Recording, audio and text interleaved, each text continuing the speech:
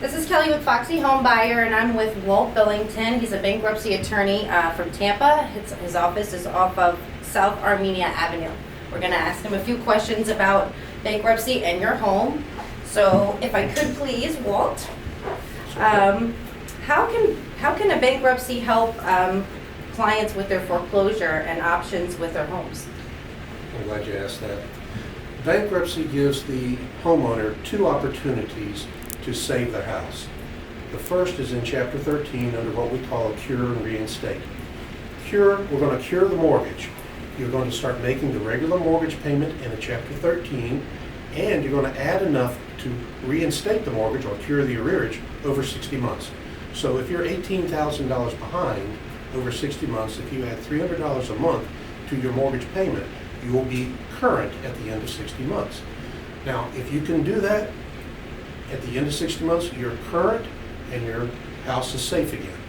If you can't do that, you have managed to buy some time to accomplish whatever else you want to accomplish, like a short sale or whatever Foxy Mortgage might have in mind for you. Your second option would be to enter into a mediation for modification of the mortgage. Now, we used to have modifications in the past, and they were mandatory under HAMP. Well, HAMP is no longer in effect, but we use the rules of HAMP in bankruptcy. And you can do that either in a Chapter 7 or you can do it in a Chapter 13. And in a Chapter 13, it's basically a 6-month process with 3 months of trial payments, just like there used to be. We dedicate 31% of your gross income to the holding costs for the mortgage, which is principal, interest, taxes, insurance, and homeowners association, plus first and second mortgages.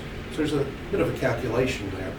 But you enter into mediation with the mortgage company to see if they will modify your mortgage in the bankruptcy. And the advantage of that is that a judge is overseeing the whole process.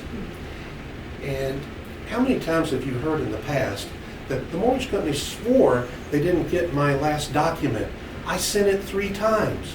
Well, in bankruptcy court, we don't worry about that because we send it through what's called a portal with the judge looking over the whole situation. So the banks don't have the opportunity to say they didn't get it because we know they got it. So they have to look at it. Now, they don't have to accept you. This is a voluntary process. And they might not accept you, but at least they have to give you an honest answer as to why they're not going to accept you. And that's important. The other thing is, if you've done a modification once already and were turned down, they don't have to consider you at all in the bankruptcy. So I would say file the bankruptcy before you get turned down if you're already doing a modification and you don't like the way it's going.